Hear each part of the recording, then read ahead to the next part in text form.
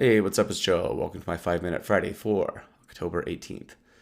So, this week I posted a pretty short blurb and about not even a 2 minute video on LinkedIn talking about how some conferences don't seem to want to pay speakers while at the same time charging very high ticket prices, $500 and up, collecting money from vendors who are sponsoring the event and so forth. But again,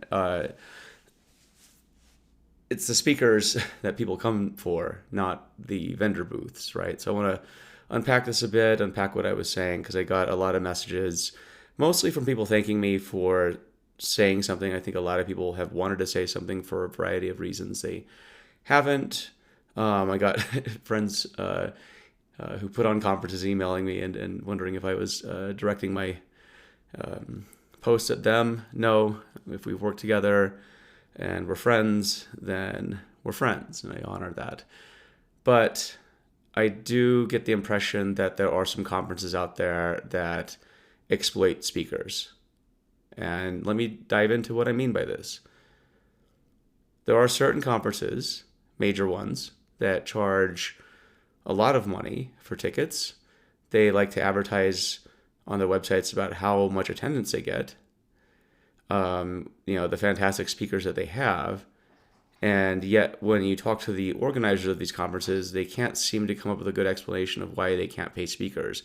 Often it's, oh, we don't have the budget for it, or it's just not in our policy to pay speakers. At which point I'm like, what the fuck?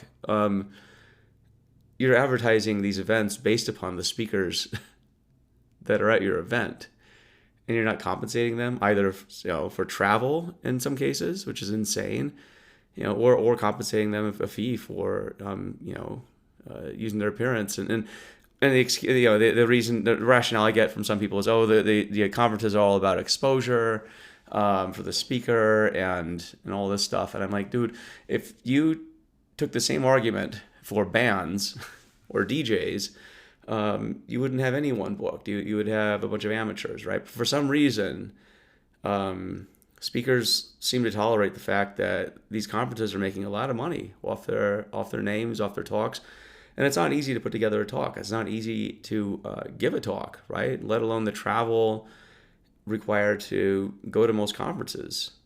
So, and hey, if you're a speaker that doesn't mind paying your own way to a conference and speaking there while the organizers of the conference make a ton of money off your name, go for it. It's a free world. You can do what you want.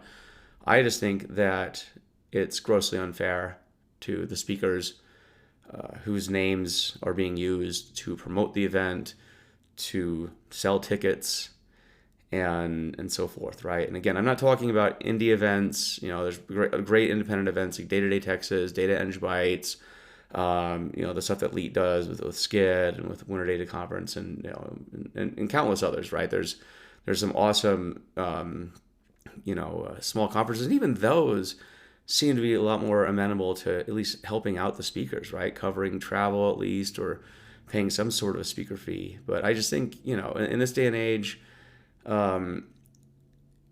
conferences need to take care of their speakers. It's as simple as that.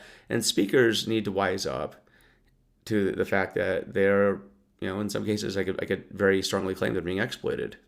So, again, if you're a speaker that wants to speak at these conferences, but loves paying your own way and loves the exposure, go for it. But there are certain people where I just think it's grossly unfair, especially when you have a name, when you have a profile, right?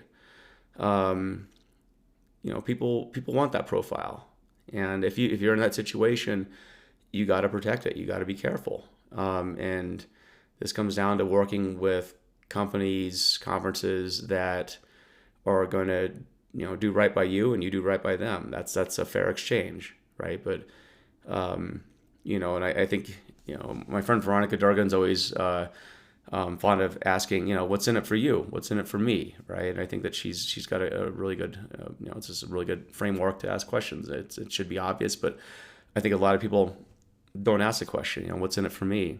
I'll give you an example. Like I had a big conference, big data vendor asked me last year to speak at their summit And they weren't going to pay for travel, weren't going to pay for hotel, no speaking fee. They wanted me to spend a bunch of time creating a presentation that they wanted me to speak on. I had to have my slides in 3 months before the conference so the legal team could review it. And I was just like, no, I'm not doing this. This is the dumbest thing I've ever heard of. You're asking me to do all this work and travel and pay for my just so I can speak for a half hour on your stage at a vendor conference. You got to be out of your mind. No, I'm not doing this. And I come to find out that, behind the scenes at this company, there was a battle between marketing and, and some other department. And this was, and so they're intentionally doing this so they could prove a point to other departments, about how they're treating speakers. And I was just like, I don't appreciate being a pawn in these little political games. So for big conferences, like the big ones anymore, I just show up. It's a great chance just to hang out with friends or whatever. If a vendor wants me to make an appearance and I have a good relationship with that vendor, sure, I'll do some stuff with them. No problem with it. I got quite a few vendors I work with and who I really respect, but there's mutual respect, right? There's mutual value exchanged. But these big conferences, dear God, like one of them, wanted me to fly to New York City middle of December on my own dime, pay for my own hotel to speak at their event. And they basically had a list of topics they wanted me to speak on. I'm like, how's this going to work? No speaker fee. You want me to do a bunch of work putting together a presentation and you're not even going to compensate my travel. That's ridiculous. And I think if anyone asks you to do that, you got to look in the mirror and ask yourself, who's the patsy at the table? Or, it's probably you if you're going to take a deal like that. Now, again, if you're in it for the quote exposure, go for it. But I think, you reach a certain point where no amount of exposure is really going to help you, at least in your field, right? Like for me, if I speak at it, there's no data conference I need to speak at this point that's really going to add to my quote exposure, right? I would say in the data community, I'm known, and I, but I also am very protective of my brand. The moment I start diluting it and, shilling at a bunch of conferences that I don't believe in, and, it sets a precedent not only for myself, but it sets a precedent for other people, right? So I feel it's my responsibility to take a stand, put my foot down, and, draw a line in the sand and say, this is what I'll accept, this is what I won't. Because at this point, for me, it's also about setting the precedent for other speakers who probably aren't in such a position to do that. So anyway, all this is to say that if you're a major conference and you're charging a bunch of money for tickets, you're making a bunch of money on the back end from sponsors, but you're not paying your speakers, shame on you. Shame on you. I personally won't be speaking at your conferences, and I hope the other speakers are wise enough to avoid that as well. Make sure there's a mutual exchange of value. That's all I'm asking for myself and for other speakers. It's not a lot to ask. So again, speakers are the attraction. I know of nobody who shows up to walk around the vendor halls and talk to vendors. That's not what it's about, right? So anyway, high quality talks should be compensated. That's what I'm saying. Anyway, stuff going on. Speaking of conferences, I'm going to be off in Finland next week for Helsinki Data Week.